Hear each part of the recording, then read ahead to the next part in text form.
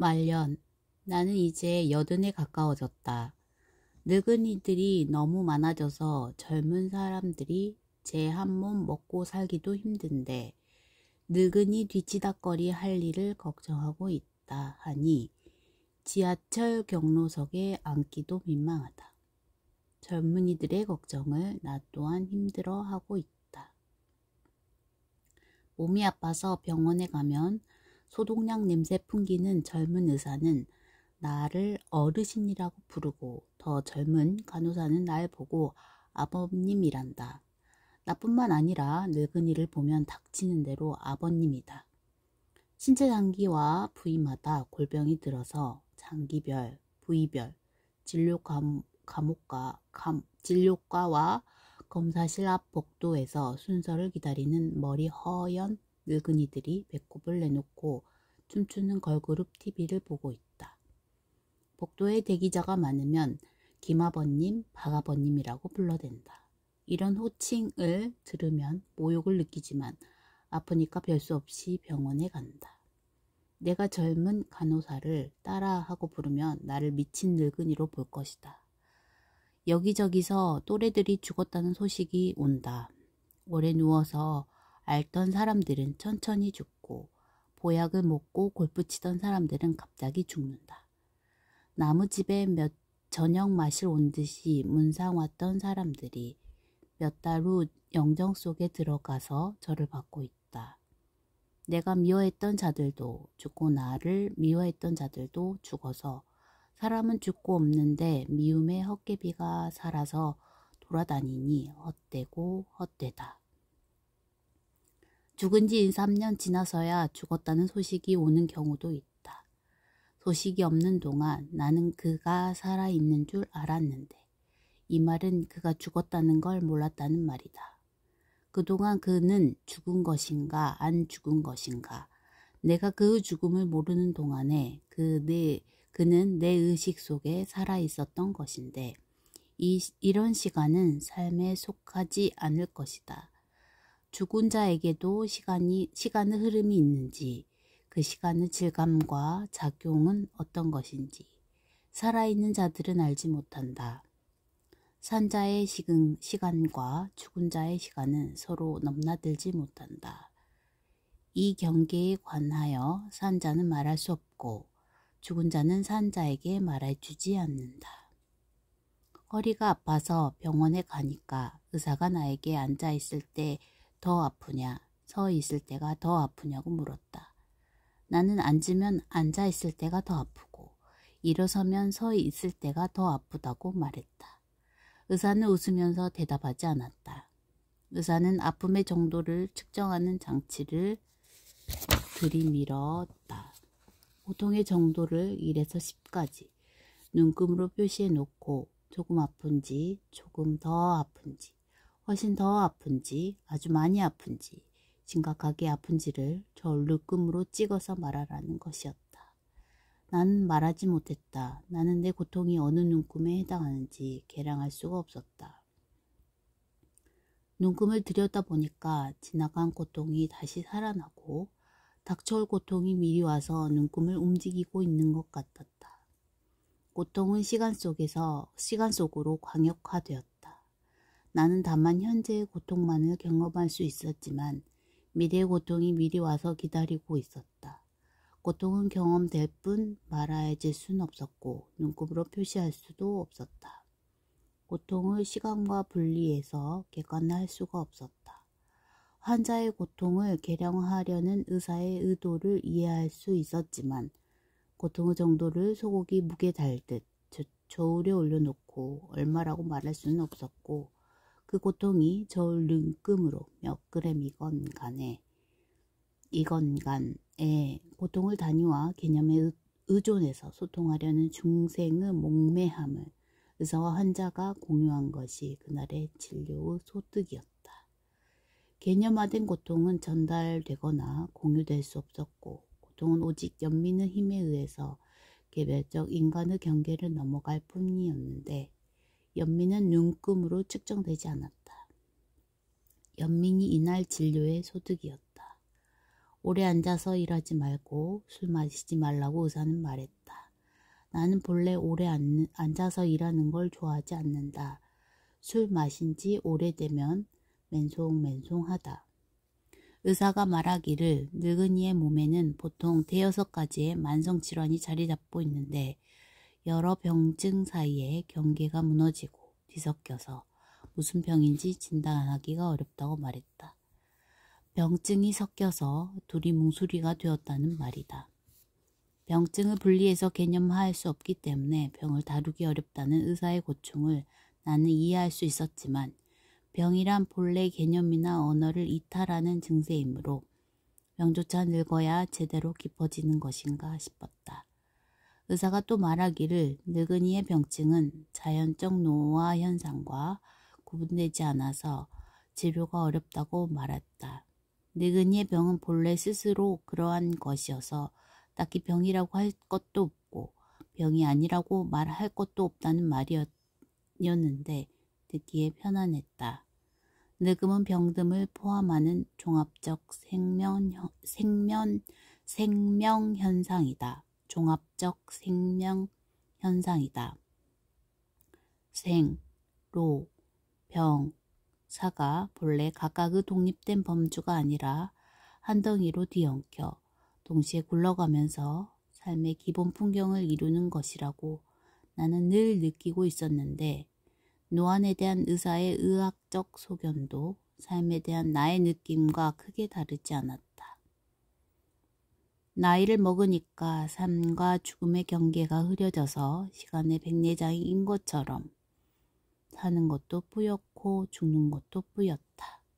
슬플 때는 웃음이 나오고 기쁠 때는 눈물이 나오는데 웃음이나 눈물이나 물량이 너무 적어서 나오는 신용만 한다. 안구 건조증이 오면 눈이 쓰라리고 눈물이 흐르는데 눈물이 흘러도 안구는 건조하다. 병원에 가면 눈물 흐르는 물에 또 인공 눈물을 넣으라고 한다. 눈물에 약물이 합쳐져서 눈물은 넘치는데 젖은 눈이 메마르다. 어째서 이런지는 나도 모르고 의사도 모른다.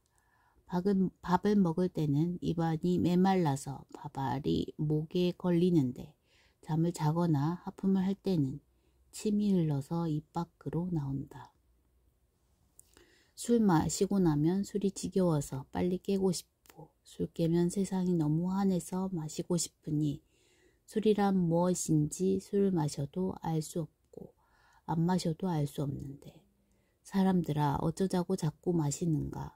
말을 하려다가도 말이 뜻을 저버릴 것 같아서 미덥지 못하고 이 귀머거리들의 세상이 알아듣지 못할 것 같아서 머뭇거리는 사이에 말들은 흩어져서 할 말이 없어진다.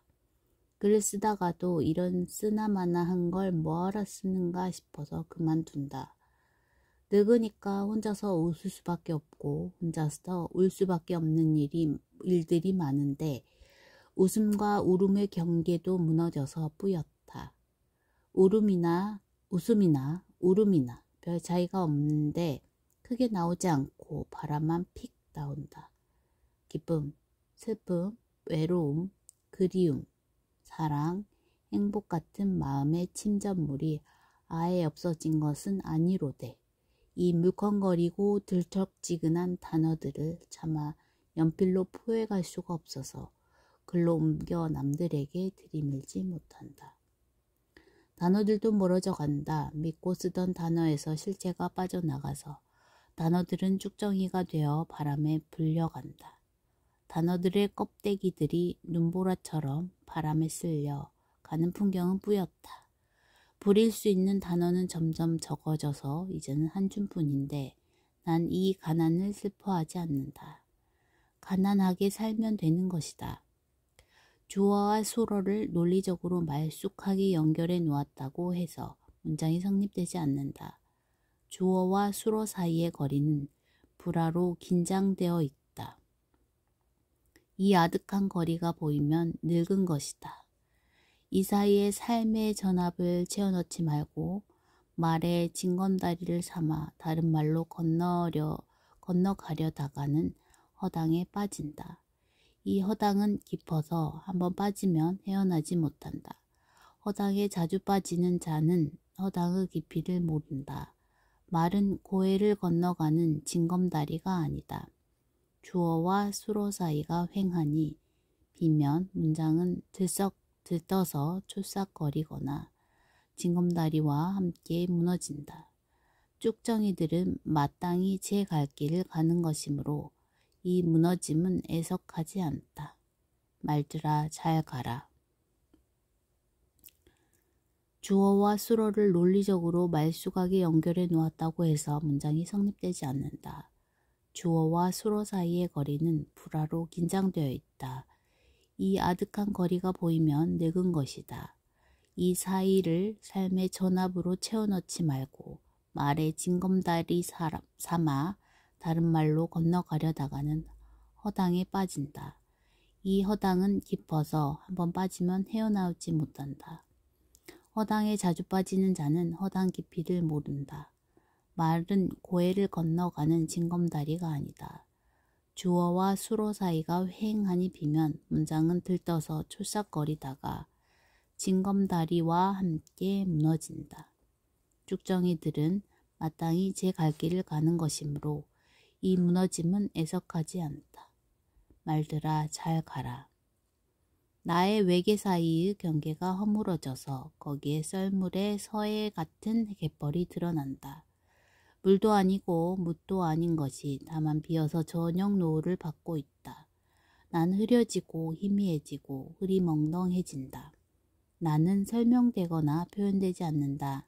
나는 시간과 공간 속으로 녹고 삭는다. 나와 세상 사이에 본래 칸막이가 있었던 것은 아닌데 내 손으로 칸막이를 세워놓고 말의 감옥 안에 스스로 갇혀서 그 안에서 말을 섬기면서 살아왔으니 불쌍하다. 나여, 무엇을 알고 무엇을 모르는가? 개념에 해당하는 실체가 실체 아닌지 확실치 않은 저녁들은 뿌였다. 가끔씩 뿌연 안개가 찢어지는 틈새로 세상에 발가벗은 풍경이 처음 보는 듯이 보이는데 늘 보던 것이다. 내가 사는 동네는 서부전선에 가까워서 주말이면 외박 나온 병사들이 하룻밤을 놀다 간다.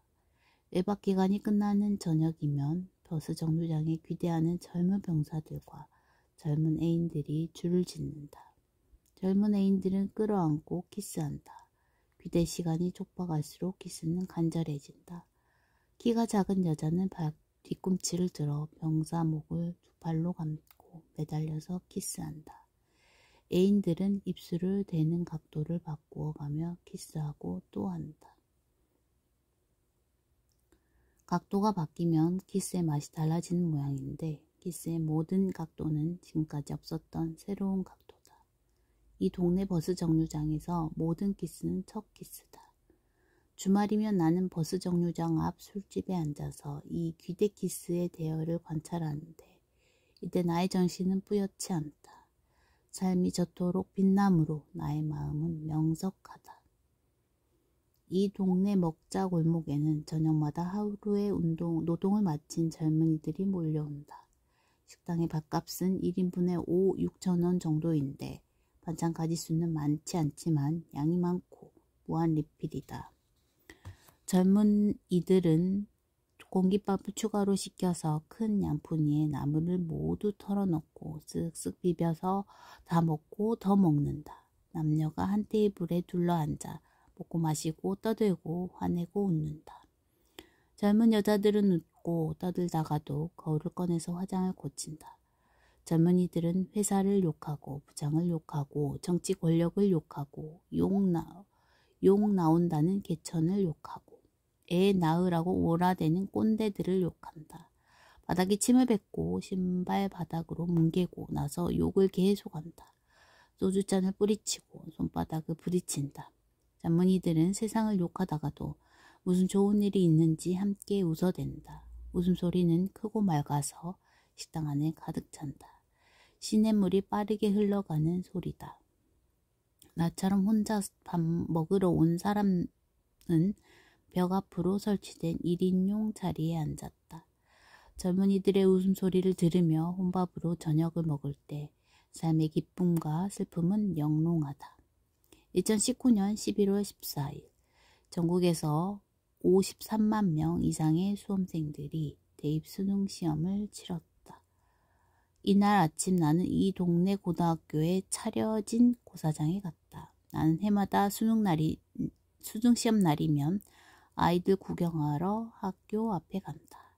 재학생, 재수생들이 부모, 친지의 격려를 받으며 교문 안으로 들어갔다. 수험생들은 엄마를 끌어안고 엄마 사랑해 라고 말했고 엄마들은 시험을 잘 보라며 등을 두들겨 주었다. 수능시험은 전국의 수험생을 성적순으로 세워서 아랫도리를 잘라내는 제도이다. 엄마들의 소망처럼 다들 시험을 잘 보면 입시제도는 큰 혼란에 빠질 테지만 시험 잘 보라는 말 외에 무슨 말을 하겠는가. 고등학교 2학년 아이들의 교문 앞에 몰려와서 시험 치르는 선배들을 응원했다. 고2 학생들은 교가를 부르면서 냄비와 프라이팬을 두들겨서 신명을 울렸고 고3 선배들을 끌어안고 볼을 비볐고 초콜릿을 고3 선배들의 입안으로 밀어넣었다. 작년에는 핸드폰으로 댄스 뮤직을 틀어놓고 춤추는 아이들도 있었다. 작년에 춤추던 고2 아이들이 올해는 시험장으로 들어가고 올해 냄비를 두들기던 고2 아이들은 내년에 시험장으로 들어간다. 지역문 앞에서도 아이들은 살판이 난 듯 펄펄 뛰었고 깔깔 웃었고 파이팅을 외쳤다. 나는 너무 가기가 쑥스러워서 길 건너 쪽에서 이 가엾은 아이들, 이 신나는 아이들을 구경했다. 늘 보던 것들이 처음 보는 듯 문득 보이는 이 모임은 너무나 늦고 반갑다. 이날 시험은 아침 8시 40분에 시작되어서 저녁 5시 40분에 끝났다. The longest day in history. 길고 잔혹한 하루였다. 시험이 끝나서 다들 돌아가고 해가 저무는 운동장 한 구석에서 시험 치른 여자아이 한 명이 무릎을 끌어안고 울고 있었다.